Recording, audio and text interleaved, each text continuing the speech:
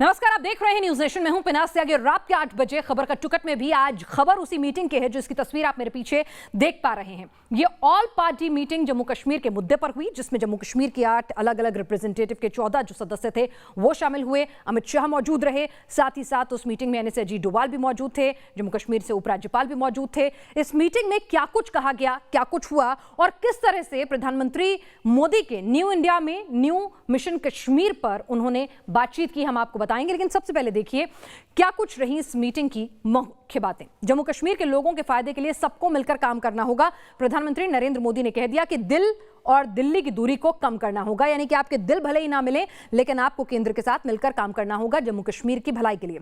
जम्मू कश्मीर में सभी के लिए सुरक्षित होने का वातावरण सुनिश्चित कराना है, यानी कि चाहे वो कश्मीरी पंडित हों या फिर सुरक्षा बल हो, सबके लिए आपको सुरक्षा महत्वपूर्ण है। जम्मू कश्मीर में एक भी मौत अगर होती है तो वो तकलीफ दे है, चाहे वो कश्मीरी आवाम की हो, सुरक्षा बलों की हो या मासूम नागरिकों को टारगेट किया जाता है, वो तकलीफ दे है। प्रधानमंत्री मोदी ने साफ कह दिया कि उस पर समझौता नहीं होगा। महबूबा मुफ्ती ने जरूर अपने तेवर दिखाए, उन्होंने मीटिंग में पाकिस्तान का नाम लिया। कविंद्र गुप्ता कह रहे हैं कि पाकिस्तान का नाम लिया महबूबा मुफ्ती ने। एक बार फिर से पाक का आगलापा कि पाक से ट्रेड बहाल होना चाहिए, पाकिस्तान से बातचीत होनी चाहिए, जिस पर काफी लोगों ने उनसे पल्ला झाड़ लिया। पाकिस्तान के साथ व्यापार जारी रहना चाहिए, यह भी महबूबा मुफ्ती ने कहा। लेकिन आपको बता दें, उनके बयान से चाहे नेशनल कॉन्फ्रेंस हो चाहे कांग्रेस पार्टी हो, सब पल्ला झाड़ चुके हैं। अपनी इस पाकिस्तान परस्ती वाली नीति के साथ महबूबा मुफ्ती अलग थलग खड़ी हुई हैं और शायद महबूबा को अगर अपने आवाम के बीच में अपनी राजनीति को जिंदा रखना है तो उनके लिए बहुत जरूरी है। मैंने धारा 370 की कोई मांग नहीं रखी, ये पीडीपी नेता मुजफ्फर हुसैन बेग का बयान था। उन्होंने कहा कि हमने कोई 370 की बहाली की मांग नहीं रखी है। सबको किसी भी विषय पर कितनी भी बात रखने की छूट थी, यानी कि प्रधानमंत्री मोदी ने वाकई में दिल मिलाने की कोशिश की थी। गुलाम नबी आजाद कह रहे हैं कि किसी ने कुछ भी बोला, प्रधानमंत्री मोदी ने पूरी तल्लीनता से, पूरी सहनशीलता से उसको सुना, उसको तवज्जो दी। साथ ही आपको बता दें, जम्मू कश्मीर में चुनाव की मांग लगातार उठ रही है। परिसीमन के बाद चुनाव कराने पर ज्यादातर नेता जो हैं सहमत हो गए हैं कि परिसीमन का काम जारी है, उसको लेकर मीटिंग जारी है, तो उस पर जैसे ही वो खत्म होगा फिर चुनाव होंगे। कांग्रेस ने मीटिंग में जम्मू कश्मीर में राज्य का दर्जा बहाल करने की मांग एक बार फिर से उठाई है, जो वो मीटिंग के शुरू होने से पहले भी कह रही थी। पीएम ने सबसे परिसीमन की प्रक्रिया में भाग लेने के लिए कहा। ये अल्ताफ बुखारी ने बताया बाहर मीडिया को कि पीएम ने कहा कि परिसीमन को लेकर आपकी जो भी राय है आप बताइए। 8 दलों के 14 नेताओं संग करीब 3.5 घंटे तक ये मैराथन बैठक चली है और जिस तरह से कांग्रेस के नेता भी कह रहे हैं, गुलाम नबी, कि देखिए कि जो भी था, प्रधानमंत्री ने कहा आपको जो बोलना है, जो भी आपके मन में है आप रखिए, मैं सहनशीलता से उससे सुनता हूं, लेकिन कश्मीर की बहाली के लिए, कश्मीर में सुरक्षा बहाल करने के लिए पूरा कामकाज होगा। जम्मू कश्मीर पर इस मैराथन मीटिंग के बाद पीडीपी और नेशनल कॉन्फ्रेंस के बीच भी अलग अलग आवाजें सुनाई दी। नेशनल कॉन्फ्रेंस ने कानून में भरोसा होने का दम भरा तो महबूबा मुफ्ती ने एक अलग अदावत का ऐलान कर दिया। हमने तो अपनी पार्टी की तरफ से वजीर आजम साहब को और सबको कहा कि जहां तक 5 अगस्त 2019 का फैसला है या जो किया गया, हम उसके साथ नहीं हैं, हम उससे सहमत नहीं हैं, हम उसको कबूल करने के लिए तैयार नहीं हैं। लेकिन उसकी मुखालफत में हम कानून को अपने हाथ में भी लेने के लिए तैयार नहीं हैं। हम आइन या इस मुल्क के संविधान की तरफ से जो हमें इजाज़त दी जाती है अदालत का इस्तेमाल करने की, हम अदालत का इस्तेमाल करके अदालत में जाके अपना पक्ष वहाँ पे रख के इस फैसले के खिलाफ जो है अपनी लड़ाई लड़ेंगे। मैंने उनको कॉम्प्लीमेंट किया, आपने पाकिस्तान से बात की, सीज फायर कराया, बहुत अच्छी बात है, इन्फिल्ट्रेशन कम हुई, बहुत अच्छी बात है। अब अगर जम्मू कश्मीर के लोगों को सुकून मिलता है, आराम मिलता है, उसके लिए अगर आपको पाकिस्तान से फिर बात करनी चाहिए। और जो ट्रेड जम्मू कश्मीर, चाहे रावलाकोट का हो, चाहे वो मुजफ्फराबाद रोड का उड़ी मुजफ्फराबाद हो, जो ट्रेड हमारा रुक गया है उसको चालू करने के लिए भी पाकिस्तान के साथ बात करनी चाहिए, क्योंकि उसमें काफी लोगों का रोजगार है। ऐसा लग रहा है बदलते वक्त के साथ जिस तरह से आवाम जो है कश्मीर का, वो भी प्रधानमंत्री नरेंद्र मोदी के नेतृत्व और धारा 370 हटाने के उनके फैसले में अपना विश्वास दिखा रहा है। जिस तरह से वहां पर पत्थरबाजी की घटनाएं कम हुई हैं, जिस तरह से वहां पर जो है आतंकी घटनाएं कम हुई हैं, शांति बहाल हुई है, तो अब मजबूरन जहां की जो क्षेत्रीय पार्टियां हैं उनको भी कहीं ना कहीं अपने तेवर जो हैं वो नरम करने पड़ रहे हैं। ऐसा लग रहा है कि कश्मीर के 2 स्टेक होल्डर्स यानी मुफ्ती और अब्दुल्ला खानदान पहले ही तय कर चुका था कि भले ही वो गुपकार का हिस्सा है, लेकिन स्टेटहुड और चुनाव जैसे मुद्दों पर वो अलग अलग रास्ता अख्तियार करेंगे। डायलॉग की बात हमसे डायलॉग कर रहे हैं। हम कहते हैं कि ये दोहा जाके तालिबान से डायलॉग कर रहे हैं। आपने सुना होगा हमारी गवर्नमेंट। तो जम्मू कश्मीर में डायलॉग करे और सबके साथ करे और पाकिस्तान के साथ भी करे। रेजोल्यूशन की तरफ जा रहा हूँ। तो क्या डिमांड्स हैं आपके? पीछे रखिए इसको। डिमांड हम वहाँ रखेंगे और उसके बाद आपसे बात करें। लेकिन बार बार महबूबा जी ने कहा कि पाकिस्तान से बात की जानी चाहिए, क्या आप इस बात से सहमत हैं सर? तो महबूबा देखिए, महबूबा जी प्रेसिडेंट है अपनी पार्टी की, उनको हक है जो बोलने का है। मैं उसके बारे में क्यों कहूँ? वो तो उनने कहा, मैं क्यों कहूँ उसके बारे में? एजेंडा क्या है? मेरा जो एजेंडा है मैं वहाँ से बात करके आपको बताऊँ। तो प्रधानमंत्री का ये कूटनीतिक जो पहल थी कि जम्मू कश्मीर के जो तमाम रिप्रेजेंटेटिव हैं उनको भी एक पूरा मौका जो है अपनी बात रखने का दिया जाए, तो सभी के तेवर मीडिया के सामने बाहर निकलकर कुछ भी हो, लेकिन भीतर काफी नरम तेवरों के साथ बात हुई, क्योंकि वो भी समझ चुके थे कि भाई धारा 370 बहाल हो ऐसा मुमकिन अब नहीं है। जो है इसी में बेहतरी ढूंढनी है जम्मू कश्मीर की। जम्मू कश्मीर को लेकर चलिए इस मैराथन मीटिंग के बाद गृहमंत्री अमित शाह ने ट्वीट भी किया है। ट्वीट में क्या कुछ लिखा है अमित शाह ने, आइए आपको बताते हैं। जम्मू कश्मीर के पूरे विकास के लिए हम प्रतिबद्ध हैं। जम्मू कश्मीर के भविष्य के लिए परिसमन प्रक्रिया और विधानसभा चुनाव जैसे कदम अहम है, क्योंकि इसी से पूर्ण स्टेटहुड का रास्ता खुल। तो कांग्रेस जो मुख्य विपक्षी दल माना जाता है, उसकी तरफ से गुलाम नबी जो हैं वो इस मीटिंग में शिरकत कर रहे थे और उन्होंने बहुत ही महत्वपूर्ण बयान दिया। उन्होंने कहा कि प्रधानमंत्री की इस बैठक में, इस मीटिंग में सबको कुछ भी बोलने की आजादी थी, यानी किसी तरह का कोई दबाव नहीं था। आपको जो बात करनी है आप रखिए, खुले दिल से बात सुनी जाएगी। जम्मू कश्मीर के पूर्व मुख्यमंत्री और कांग्रेस के वरिष्ठ नेता गुलाम नबी आजाद ने आज बैठक से बाहर निकलते ही वो 5 बड़ी बातें बता दी जो इस मैराथन मीटिंग की धुरी रही। जानिए वो 5 बड़े मुद्दे जो पीएम के सामने रखे गए, आइए आपको सुनवाते हैं। हमारे साथ आजाद साहब हैं। आजाद साहब से बात करें। सर, आज जो बैठक हुई, क्या मुख्य मांगे कांग्रेस तरफ से रखी गई आज की बैठक में? बहुत बातें तो बहुत सारी की, लेकिन उतना समय नहीं है कहने के लिए। 4-5 मुद्दे हमने रखे कि फुल फ्लैज स्टेटहुड को चाहिए जम्मू कश्मीर को, और वो बहुत अनिवार्य है, और इलेक्शन होना चाहिए। डेमोक्रेसी बहाल करने के लिए इलेक्शन अनिवार्य हैं, और विकास के लिए, प्रोग्रेस के लिए, डेवलपमेंट के लिए एक सरकार का होना चाहिए, इलेक्टेड सरकार का होना ज़रूरी है। ये हमने रखा। कश्मीरी पंडित जो 3 दशकों से बाहर हैं, उनको वापस लाने का प्रक्रिया शुरू करना चाहिए सरकार को। हम सबका की मदद मिलनी चाहिए।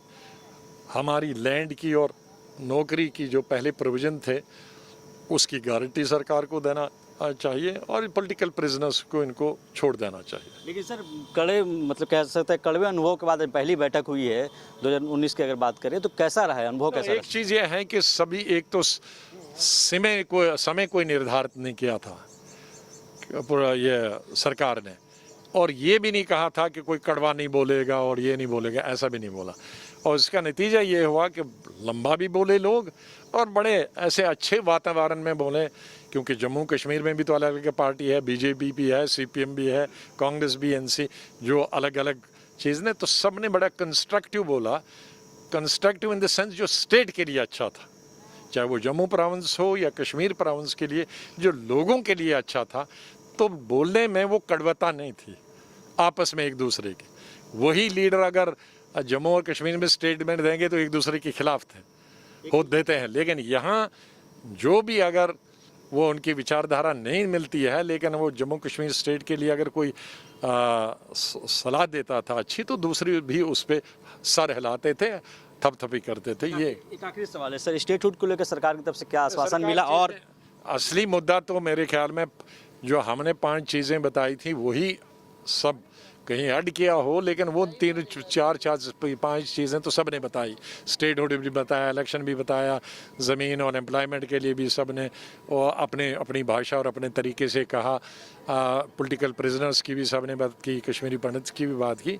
तो गृह मंत्री ने 3 चीज़ों का उसका बताया था। उन्होंने कहा कि स्टेटहुड भी मिलेगी, इलेक्शन भी होंगे, हैं, और ये करने के लिए पहले हम डिलिमिटेशन करेंगे, उसके बाद ये 2 चीज़ें। 370 को लेकर किसी पार्टी ने आवाज उठाई आज की बैठक? 370 बहुत सारी पार्टीज़ ने, लेकिन जिन पार्टियों ने मुद्दा उठाया, उन्होंने साथ में भी कहा ये सुप्रीम कोर्ट के सामने है।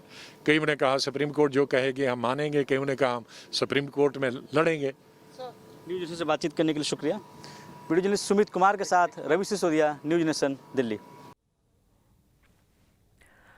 और इस बीच प्रधानमंत्री नरेंद्र मोदी ने भी अपने ऑफिशियल अकाउंट से जो उन्होंने ट्वीट किया है कि our democracy's biggest strength is the ability to sit across a table and exchange views, यानी कि हमारे लोकतंत्र की खूबसूरती ही रही है कि कितने भी मतभेद हों लेकिन आमने सामने बैठकर जिस तरह से मीटिंग हुई है उसमें बैठकर हम बात सुन सकें। और प्रधानमंत्री नरेंद्र मोदी ने इंटरनेशनल प्लेटफॉर्म पर भी ये संदेश दे दिया है कि देखिए हम सब लोगों के मतभेद हो सकते हैं लेकिन भारत और कश्मीर, कोई भी मुद्दा हो भारत की संप्रभुता से जुड़ा हुआ, हम सब एक हैं और लोकतांत्रिक तरीके से ही हम फैसले लेते हैं। और उन्होंने कहा जम्मू कश्मीर के तमाम लीडर्स को कि जम्मू कश्मीर के आवाम और खास तौर से यूथ के लिए अच्छा भविष्य देने के लिए वो प्रतिबद्ध हैं। और ये भी बताया कि डीलिमिटेशन का काम जब पूरा होगा तो फिर से जम्मू कश्मीर में चुनाव कराए जाएंगे। आगे बढ़ते हैं और आपको दिखाते हैं कि किस तरह से लगातार जो है इस मीटिंग के बाद भले ही छत्रप्त दल जो थे, चाहे फिर वो नेशनल कॉन्फ्रेंस हो, महबूबा मुफ्ती हो, अगर महबूबा मुफ्ती को छोड़ दिया जाए तो बाकी सबके तेवर जो है काफी नरम पड़े हुए थे और सभी ने सकारात्मक दिशा में बढ़ते हुए काम किया। जम्मू कश्मीर के पूर्व डिप्टी सीएम कविंद्र गुप्ता ने क्या कुछ कहा, ये वो भी आपको सुनवाते हैं इस मीटिंग के बारे में। क्या बातचीत हुई प्रधानमंत्री आवास पर? बैठक के दौरान बातचीत करने के लिए हमारे साथ कविंद्र गुप्ता जी मौजूद हैं। सर, आज की बातचीत में क्या तय हुआ, क्या डिसीजन लेकर जा रहे हैं? देखिए, जम्मू कश्मीर में जो उपराज्यपाल का शासन था धारा 370 तोड़ने के बाद, तो जल्द ही डिलिमिटेशन प्रोसेस जिसकी शुरुआत हो चुकी है वो कंप्लीट होगा और उसके साथ ही यहाँ पर इलेक्शन करवाए जाएंगे और लोकतांत्रिक व्यवस्था को पुनः बहाल किया जाएगा। गुप्कार गैंड की तरफ से क्या कहा गया इस बैठक में? महबूबा मुफ्ती ने क्या कहा, फारूक अब्दुल्ला ने क्या कहा, किस तरह का माहौल उन्होंने क्रिएट? सभी ने अपने अपने विचारधारा के बारे में उन्होंने कहा है। लेकिन कुल मिलाकर जो अगर हम सोचे तो यही कहा गया है कि जल्द राजनीतिक जो प्रक्रिया है शुरू होनी चाहिए और लोकतांत्रिक व्यवस्था कायम होनी चाहिए। गुप्कार गैंग सहमत है चुनाव कराने के लिए मौजूदा? बिल्कुल वो चाहते हैं इलेक्शन हो और डिलिमिटेशन के किसी भी खिलाफ किसी ने बात 70 और 35 पर कोई कंफ्लिक्ट आपको उभर कर सामने दिखाई? देखिए, ऐसा नहीं, सब उन्होंने अपनी बात कही है कि भारतीय जनता पार्टी की सरकार ने अगर धारा 370 तोड़ने के लिए 70 साल लगे हैं तो हम भी कोशिश करते रहेंगे, लेकिन ये मामला अभी कोर्ट में सब जुडिस है, इसलिए इस पर बात नहीं की जा सकती। तो इस पर बात अभी नहीं की जा सकती। जाहिर तौर पे इस बैठक के समूचे एजेंडे पर हमको बता रहे थे जम्मू कश्मीर के नेता और ये भी बता रहे थे कि किस तरह से चुनाव की प्रक्रिया को लेकर एक आम सहमति इस बैठक में जरूर बनी। वीडियो सुभाषन के साथ मधुन कुमार, न्यूज नेशन, दिल्ली। तो अनुच्छेद 370 हटने के बाद से जिस तरह से नेताओं को नजरबंद रखा गया था उसके बाद सवाल उठ रहे थे कि किस तरह से जब नजरें मिलेंगी, क्योंकि जिस तरह के बयान हुए थे, जिस तरह की बातें कही गई थी, मन में काफ़ी कड़वाहट हो, तो ऐसे में जिस तरह से कहा जा रहा था कि नज़रबंदी के बाद जब नज़रें मिलेंगी तो किस तरह से मिलेंगी, क्या रिश्तों में आई जो कड़वाहट है वो दूर होगी। बहरहाल प्रधानमंत्री नरेंद्र मोदी ने क्या ट्वीट किया है वो हम आपको बता दें। जम्मू कश्मीर के नेताओं के साथ बातचीत कश्मीर की तरक्की के रास्ते पर एक अहम कदम है। हमें ऐसा जम्मू कश्मीर चाहिए जहां हर ओर विकास हो। प्रधानमंत्री नरेंद्र मोदी इस बात के लिए कटिबद्ध हैं कि जम्मू कश्मीर में विकास कराना उनकी प्राथमिकता है। जम्मू कश्मीर के नेताओं के साथ बातचीत कश्मीर की तरक्की के रास्ते पर एक अहम कदम है। हमें ऐसा जम्मू कश्मीर चाहिए यहाँ हर ओर विकास हो। साथ ही उन्होंने कहा कि जम्मू कश्मीर को आगे ले जाना, उनके युवाओं की तरक्की करना उनके लिए सबसे ज़्यादा महत्वपूर्ण है। बीजेपी सांसद जितेंद्र सिंह का बयान क्या कुछ आया इस बैठक के बाद? उन्होंने कहा काफ़ी सकारात्मक माहौल में बातचीत हुई और क्या कुछ कहा गया इस बातचीत के अंदर, एक बार फिर से आपको सुनवाते हैं। जम्मू कश्मीर के विकास और लोकतंत्र को मजबूती देने की दिशा में ये एक बहुत ही सकारात्मक प्रयास रहा है। बैठक बहुत ही अच्छे वातावरण में हुई। सभी ने भारत के लोकतंत्र और भारत के संविधान के प्रति पूरी निष्ठा जताई। गृह मंत्री जी ने जम्मू कश्मीर की स्थिति, परिस्थिति और बेहतर होते हालात से सभी नेताओं को परिचित कराया। प्रधानमंत्री जी ने पूरी गंभीरता के साथ हर पक्ष, हर तर्क, हर सुझाव को सुना और उन्होंने इस बात को सराहा कि सभी जनप्रतिनिधियों ने खुले मन से अपनी अपनी बात रखी। प्रधानमंत्री जी ने बैठक में दो बड़ी बातों पर विशेष जोर दिया। उन्होंने कहा, जम्मू कश्मीर में लोकतंत्र को ग्रास रूट तक ले जाने के लिए हम सबको मिलकर काम करना होगा। दूसरा, जम्मू कश्मीर में ऑलराउंड विकास हो, हर इलाके हर समुदाय तक विकास पहुँचे, इसके लिए साझेदारी हो और जन भागीदारी का एक माहौल बनाया रखा जाए, ये ज़रूरी है। तो प्रधानमंत्री नरेंद्र मोदी ने किस तरह से एक संदेश देने की कोशिश की, बातचीत की पहल करके ये भी बता दिया कि देखिए जम्मू कश्मीर का जो आवाम है, जो वहाँ की लोकल पार्टियां हैं, जो इतने वक्त से वहाँ शासन कर रही हैं, राजनीति कर रही हैं, लोगों के साथ जुड़ी हुई हैं, उनके विचार, उनकी सोच जो है वो उतनी ही महत्वपूर्ण है। एक फैसला देश हित में, जम्मू कश्मीर के हित में लिया गया था। हो सकता है उस फैसले से आप नाखुश हों, लेकिन वो फैसला जरूरी था। तो अनुच्छेद 370 की बहाली ये तो भूल जाइए, लेकिन अब आगे कश्मीर को कैसे बढ़ाना है, उसमें कैसे विकास करना है, उसके लिए आपका सहयोग चाहिए। महबूबा मुफ्ती को अगर छोड़ दिया जाए तो बैठक में किसी ने भी, जो हमारे सूत्र कह रहे हैं कि सभी लोगों ने बहुत ही सकारात्मक तरीके से बातचीत की। देखिए, बातचीत करना, बातचीत के भीतर सकारात्मक माहौल रखना, बाद में जाकर जम्मू कश्मीर पहुंचकर ये नेता क्या बयान देते हैं वो अलहदा हो जाता है, क्योंकि आपको समझना होगा कि उनकी पॉलिटिक्स वहां किन सेंटिमेंट्स पे चलती है और दिल्ली से जो उन्हें सहयोग चाहिए वो किस सेंटिमेंट के साथ मिल सकता है। हालांकि महबूबा मुफ्ती ने एक बार फिर से पाकिस्तान का राग अलापा, एक बार फिर से उनका पाकिस्तान प्रेम जो है सामने आया, जो किसी भी पार्टी ने सहयोग नहीं दिया। हमारे साथ इस वक्त जवाहर कौल साहब भी जुड़ चुके हैं, वरिष्ठ पत्रकार हैं। कौल साहब, प्रधानमंत्री कह रहे हैं दिल्ली और दिल के बीच की दूरी मिटनी चाहिए। उन्होंने अपनी तरफ से पहल कर दी, लेकिन क्या ये दूरी वाकई में मिटेगी?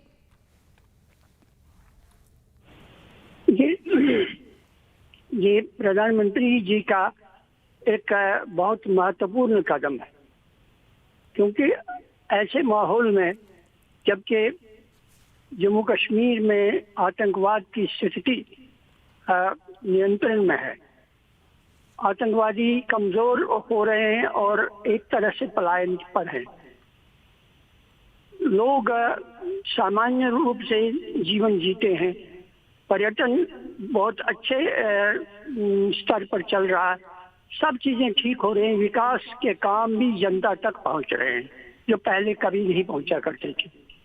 ऐसे माहौल में प्रधानमंत्री को क्या आवश्यकता पड़ी कि वहाँ के उन सभी राजनीतिक नेताओं, छोटे मोटे राजनीतिक दलों, गुटों के प्रतिनिधियों को बुलाकर एक महापंचायत या बैठक आयोजित करें दिल्ली में। बिल्कुल, चाहे पत्थरबाजी की घटना हो या आतंकी हमले हों, हर चीज में कमी आई है और आवाम तक जो रिसोर्सेज हैं वो पहुंच रहे हैं, इसीलिए वो भी कहीं ना कहीं खुश हैं और इसीलिए इसका विरोध नहीं हो रहा है। बहरहाल इस बीच क्या कुछ कहा गया सुशील पंडित जी की ओर से, क्योंकि एक अहम मुद्दा कश्मीरी पंडितों की घर वापसी को लेकर भी है। धारा तो हट गई, लेकिन क्या घर वापसी अभी मुमकिन हो पाएगी? आप घर वापसी की बात कर रही हैं, हमें तो बैठक में भी जगह नहीं मिली। पूरी बारात कश्मीर घाटी से बुलाई गई, लेकिन इसमें कश्मीरी निष्कासित हिंदुओं की एक भी आवाज नहीं थी। और इससे इस बात की पुष्टि होती है कि हम दो पार्टों के बीच में पिसे जा रहे हैं। एक पार्ट वो है जिसने हमें कश्मीर से निष्कासित किया, हिंसा के साथ, जघन्य अपराधों के साथ हमारे घर, मकान, दुकान, जीवन सब नष्ट हो गए। और दूसरा पार्ट वो है जो हमारी व्यवस्था है, जो हमारे मित्र दिखाई पड़ते हैं, लेकिन वो इस जाति संहार पर, इस नस्लकुशी पर, इस तो आप नाराज हैं कि प्रधानमंत्री मोदी ने इस बैठक में आपके रिप्रेजेंटेशन को कहीं भी तवज्जो नहीं दी? आंखें मीच रहे हैं। जी बिल्कुल। तो आप ये मानने को तैयार नहीं है कि हमारे साथ क्या हुआ, आप न्याय करने को तैयार नहीं है पीड़ितों के साथ, आप हमें इस बातचीत में जगह देने को तैयार नहीं है, हमारा औचित्य स्वीकार नहीं कर रहे हैं, तो फिर हम किस गिनती में हैं? हम किस प्राथमिकता में हैं? बिल्कुल, अभी यहाँ वक्त की कमी है, आपकी नाराजगी है, वो नाराजगी भी आगे तक पहुंचेगी। इस तमाम मुद्दों पर लगातार आगे देश की बहस में मेरे वरिष्ठ सहयोगी दीपक चौरसिया भी चर्चा करेंगे, लेकिन यहाँ हम रुकेंगे एक छोटे से ब्रेक के लिए।